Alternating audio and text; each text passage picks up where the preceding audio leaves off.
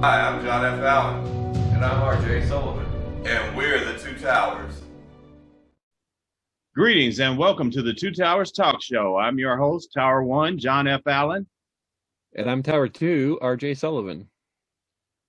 In today's episode of the Two Towers Talk Show Nerd News, we're going to be discussing movies and television shows of the nerd persuasion. We'll start off with movies and our list of developments. Captain America 4 is now in development at Marvel Studios. Whether you have finished The Falcon and the Winter Soldier or not, it was recently announced that the creator, head writer, and showrunner of that particular Disney Plus and Marvel series has been tapped to develop a fourth installment of the Captain America film franchise for Marvel Studios.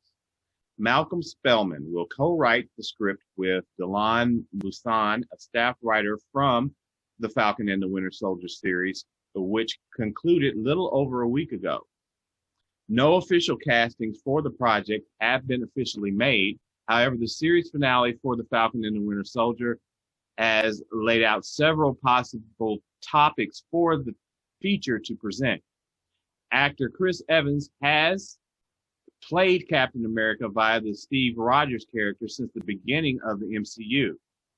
Evans has appeared in 3 solo films, 4 Avengers films, and cameoed in an assortment of other Marvel films.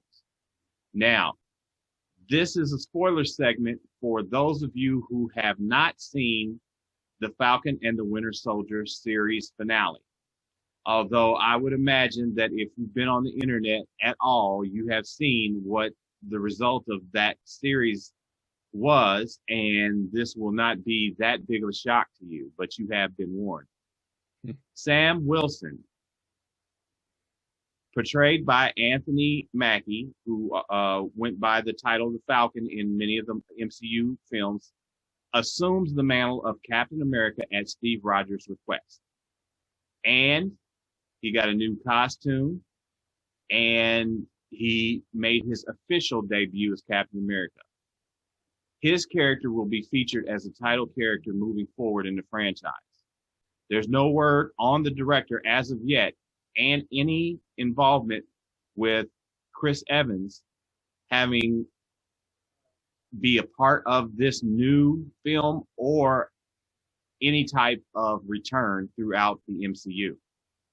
Marvel has remained tight-lipped on details as per their usual MO. The Falcon and the Winter Soldier also stars Sebastian Stan as Bucky Barnes, aka the Winter Soldier, and the series earned strong critical and fan reaction over the course of its run. A nearly all-black writers' room was tapped for the series by Spellman, which has been praised for accurately bringing the Black experience to the forefront of the show, unlike any other superhero film or television series has done.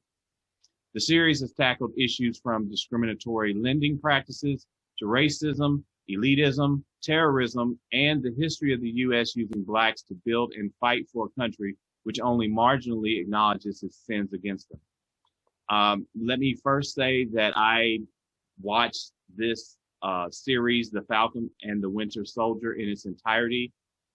To me, it was an awesome series. A lot of people have had issues with the final episode, the season finale. I thought that it was brilliant.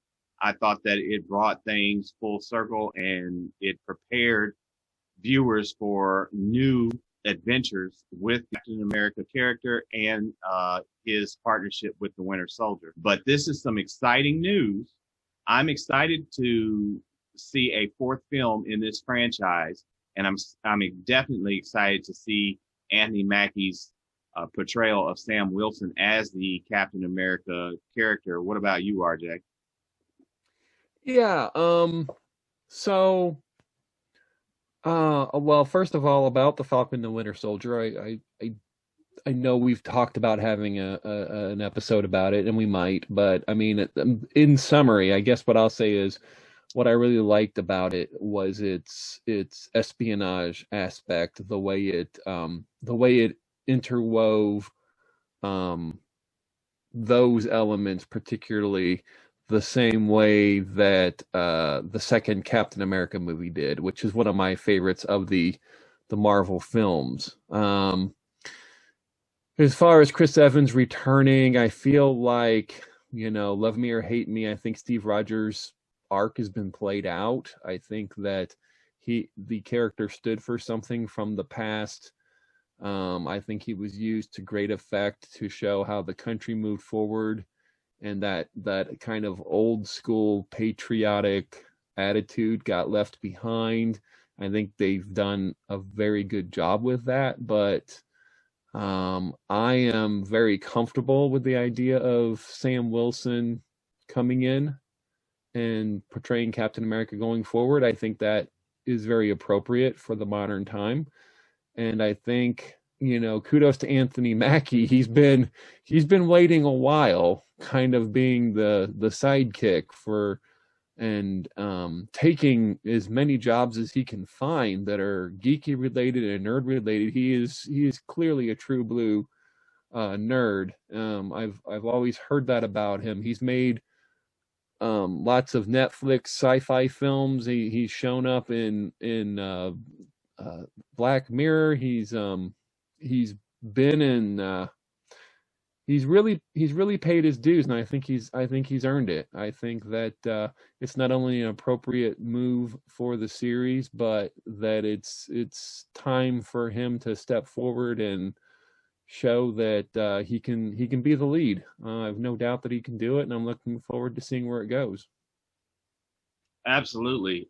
This is a very good vehicle for Mackie, and he's a very talented actor. And,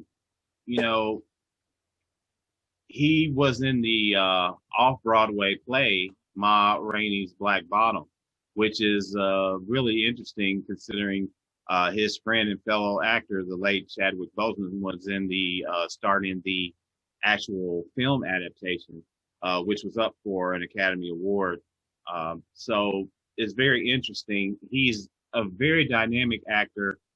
He's definitely been in a lot of sci-fi films, and of course throughout the MCU. But he's also been in a lot of other films, that really showcase his acting ability. I'm happy and excited to see what he does with the character, and moving forward, how the character's portrayed. I think he has a great chemistry with Sebastian Stan as the Winter Soldier.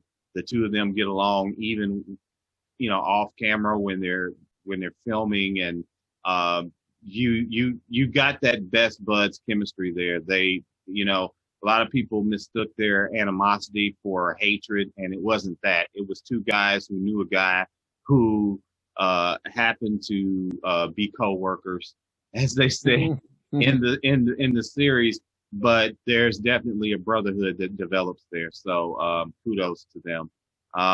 Moving forward with our next topic under movies, Kevin Feige says that Gemma Chan's Cersei is the lead character in Marvel's Eternals. President of Marvel Studios, Kevin Feige, has stated that if any character had to be considered the lead in Marvel Studios' upcoming film Eternals, it would be Gemma Chan's Cersei. Now, Gemma Chan's character Cersei is the lead in the Eternals. So looking at that, we want to look at this particular upcoming film. It's a Phase 4 film, and it's highly anticipated by both fans and critics. It's based on comics created by Jack Kirby back in 1976. The events in Marvel's Eternals are set to occur after the events of Avengers Endgame, and follows a group of immortal heroes created by the godlike beings known as Celestials, who we were introduced to in Guardians of the Galaxy, and and the Eternals have been secretly living on Earth for over 7,000 years. The Eternals must reunite to defend Earth from the Deviants, an offshoot race of the Eternals. Now, what's particularly interesting is that this film was directed by Chloe Zhao, a recent Oscar winner for Nomadland. I'm sure RJ's got a lot to say about that. But this film stars Angelina Jolie as Thena, Richard Madden as Icarus, uh, Kamuli Nanjiani as Kingo, Brian Tyree Henry as Fastos, and of course, Gemma Chan as Cersei. Now, the Eternals will notably also feature the first deaf and openly gay superheroes in the MCU's history. Now, for those of you who think that Chan looks familiar, she previously starred opposite Brie Larson in Captain Marvel as Minerva, a member of the Star Force who proved to be foes of Carol Danvers. Cersei first appeared in 1976, The Eternals #3, and was created by Stan Lee, Robert Bernstein, and Jack Kirby. In the comics, the character can manipulate matter and also works as a museum curator on Earth. Eternals is scheduled for release in theaters on November 5th, 2021. How excited are you for the Marvel's Eternals? We want you to drop us a line in the comment section below and let us know. But what do you think about this development, RJ? All right, so this is going to be interesting. I think this will be this is going to speak a lot as to how the rest of the plan for the Marvel Universe movies goes, because the Eternals, like Guardians of the Galaxy, is going to be one of those things that I don't believe has a whole lot of recognition value with the general public. And I think it's going to be another case where they have to sell some things from ground zero to try to make a hit out of it. The Eternals is something I'm barely aware of, and there was a time I was pretty heavily steeped into comics in general, though not the Avengers side of things, and not anything like this. Probably would be something I'd have skipped over, so I'm only vaguely aware of the title. So, Angelina Jolie, I don't know what her star power is these days. Obviously, there was a time where that had been a huge deal, but I think it's pretty exciting to get her brought into the Marvel Universe. And I do have, I'm excited to see what the director is going to bring. I recently watched Nomadland, and Chloe Zhao's direction was amazing on that. I believe it's a go-to example of how film editing can help tell your story.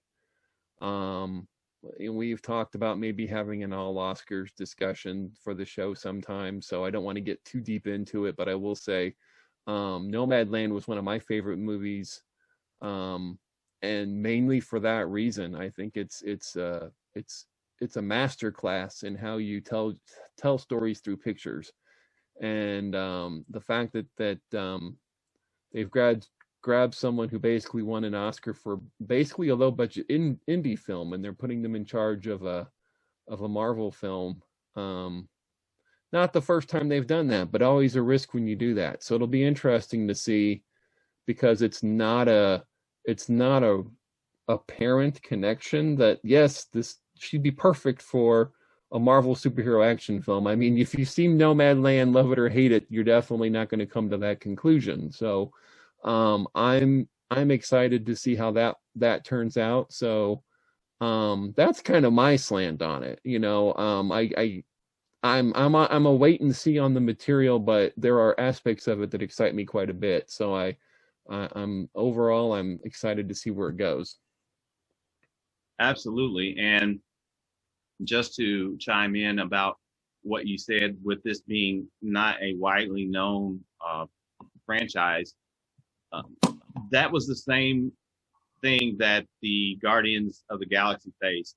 Not a lot of people outside of comic book readers knew who the Guardians of the Galaxy were, and this was something that went on to break records and become a hit and a staple amongst fans. I believe that the Eternals will do the same, because not only are you introducing these very dynamic characters, but you're also giving a little bit of their backstory.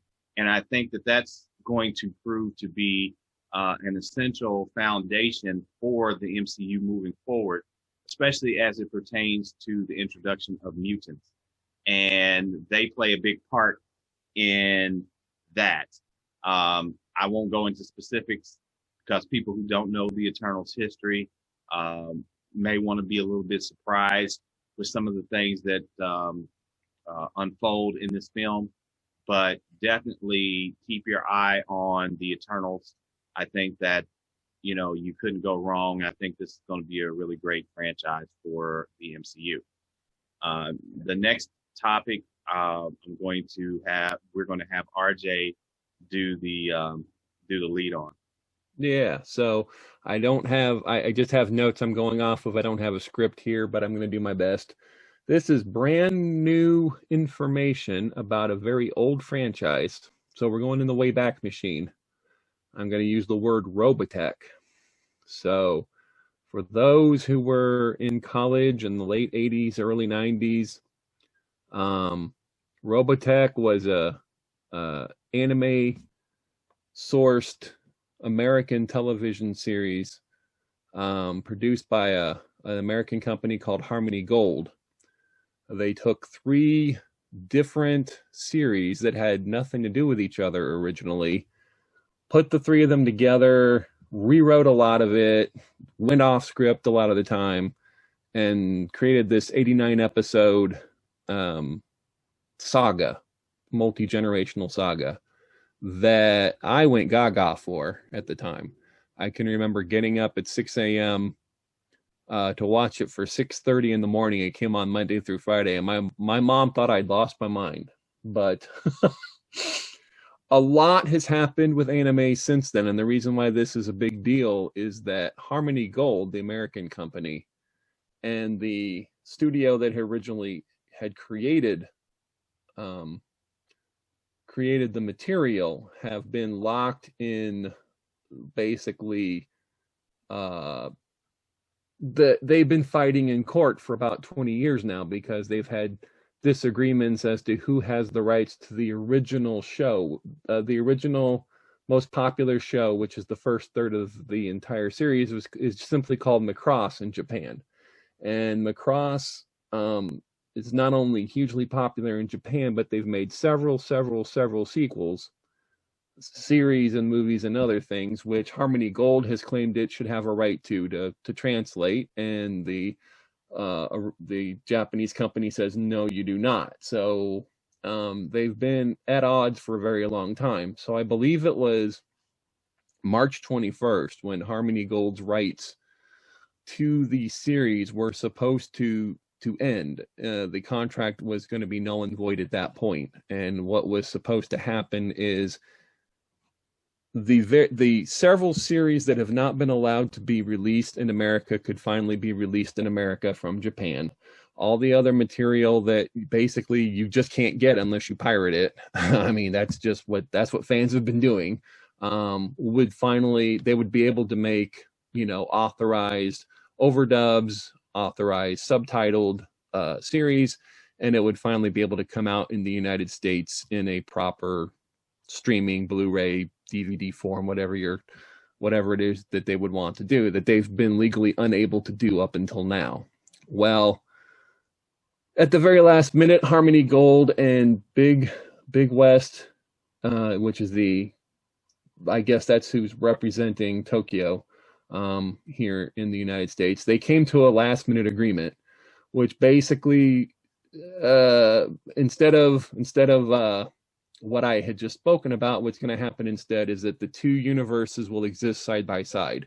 So the Macross sequels that Japan wants to put here into the United States, that the anime fans have been anxious for, will be able to get those, but also Harmony Gold will be able to continue to claim the Robotech saga, the series that are tied to the Robotech saga, and be able to put out action figures and figurines and and everything else. They'll just basically it almost sounds like you can buy merchandise of the same toy or the same figures, but they could be labeled completely different depending on what you're there to buy. So the things that I'm most interested in, first of all, would be uh, a redoing of the Macross series, the original Macross series that is the first third of Robotech, um, series accurate as it was presented in Japan. I would find that very interesting, and I would watch something like that. Um, However, at the same time, Harmony Gold is going to try to create a Robotech live action movie, which has been stuck in development for years and years. So I my best friend and I were really, really into the show back in the late 80s, early 90s. It's now looked upon with mixed feelings. I have a lot of nostalgia for it.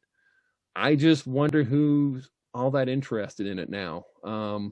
I'm much more interested in seeing the Macross Japanese anime than I am seeing more Robotech at this point. As someone who's now over 50, who's been disappointed for decades now, I'm kind of past caring on the Robotech stuff, but the idea of new Macross, especially with anime being in the state it is, where people really want to see it kind of in its original form, usually subtitled as with a good voiceover cast, and you've got so many streaming services that offer that stuff now.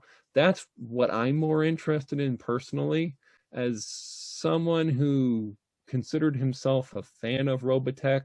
I kind of wonder if its time has passed, but I don't know. I'm kind of curious.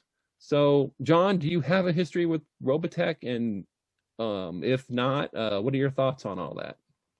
Well, I don't have much of a history. I of course, had heard of Robotech and I'd seen it around. It was really something that with people in our age bracket, you couldn't miss it. It was very much present, but I never really got into it.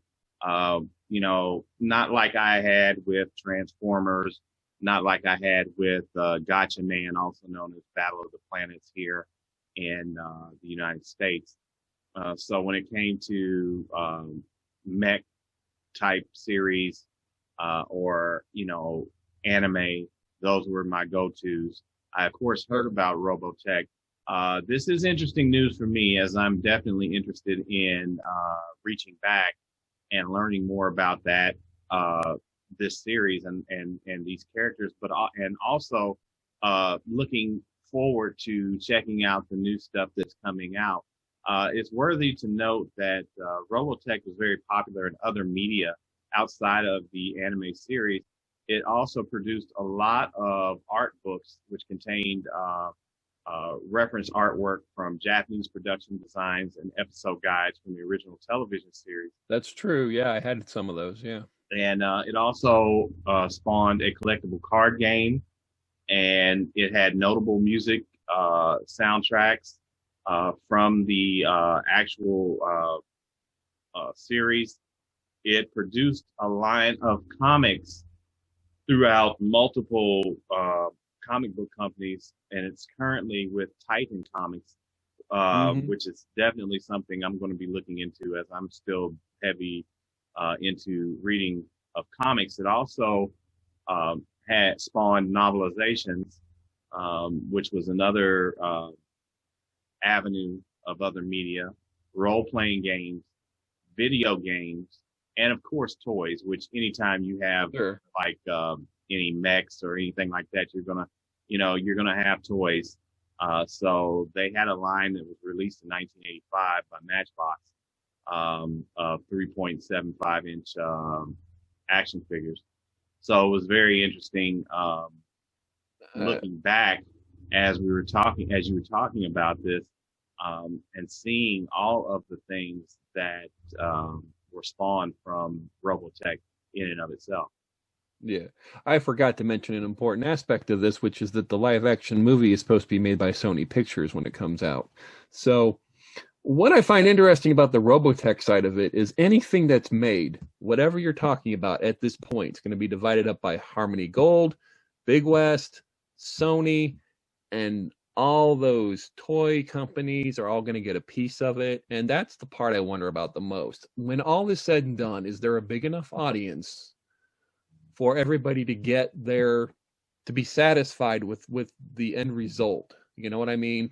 Mm-hmm. I mean, this thing literally came out in 1985, and there were a couple false starts for a sequel and nothing much after that. The reason it was groundbreaking at the time, since you say you're not that familiar with it, is that it really presented war as brutal as war could be, and probably, I mean, there's like earth-destroying nuclear disasters in the storyline, where most of the population gets wiped out at certain points. It was brutal in the way it presents certain aspects of it, but at the same time, it was 1985. It's still kind of watered down.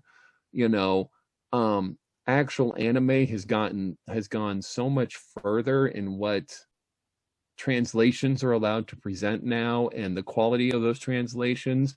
It's really kind of an architect of its time, um, an artifact of its time, and I just kind of wonder if that time is past. But it is interesting. I watched it last year with my kids. For me, it was fun nostalgia. They enjoyed it in the moment. You know, whether they go back and revisit it or not, I don't know. But it's kind of quaint by today's standards, and I just wonder if there's still an audience under 50 that's really going to care about Robotech if they go forward with that. So, but still, it's news. It literally hit in the last couple of weeks. What people were, I think, were kind of hoping for didn't happen, and now it's a little more complicated. Well, just to make note of that, I think, in my estimation, that a lot of the newer audience will probably, like to see what Robotech has to offer. They definitely ate up Voltron when Oh yeah. when it was re-released on Netflix. And it's interesting that you mentioned this is going to be handled by Sony Pictures, as they had the great groundbreaking deal with Netflix for the 18-month window for streaming of their films. Yeah. And then they also have the deal with Disney Plus. So it'll be interesting to see who is going to have access to this once it gets into the streaming arena, and how that's going to play out too. So I'm excited. I'm interested, and as someone who's not the fan that you are, it's definitely something new for me to sink my teeth into. So I would think that a lot of younger audience would probably be curious as to see what Robotech has to offer. Yeah. Now, one more thing, and then I'll be done. I'm curious who our Robotech fans are from our listeners. So sound off below. But now the Macross series that came out from Japan, the Source series, that's a completely different story. I think people are going to go nuts for that. I'm excited to see. There have been several series and movies that have not been legally accessible here in the States. I guess I'll put it that way. And it should be some really neat stuff. And the fact that they're going to be able to finally bring that here to the States, I think that's a whole different matter. And I think that's going to be fun. Not only was the original Macross more sophisticated than what Robotech was at the time, but of course they've gone forward, and now they're very modern in their presentation and their storytelling. So that's the part I'm probably more excited about. So, yeah, anyone who has an opinion on that, wants to tell me I'm full of it, bring it on. I'm interested to hear it. Absolutely. The Two Towers Talk Show is sponsored in part by OG Nerds, a new social media community dedicated to nerds of a certain age, 40 and over, although all are welcome. Members are encouraged to share articles and links on their favorite nerdy topics such as animation, anime, art, books, writing, comics, manga, movies, music, sports, tech, science, TV, video games, RPGs, and more. Be sure to visit them on Facebook, Twitter, and Instagram. The Two Towers Talk Show is sponsored in part by Showtime Cinema in Mooresville, Indiana. Their friendly staff is always willing to go the extra mile to make your movie-going experience an enjoyable and memorable one. Enjoy the comfort of their new cushioned seating in their spacious auditoriums, and while you're there, be sure to stop by the concession stand and purchase some popcorn where real butter topping is an option. They're located at 300 South Bridge Street in Mooresville, Indiana. We hope to see you at the movies.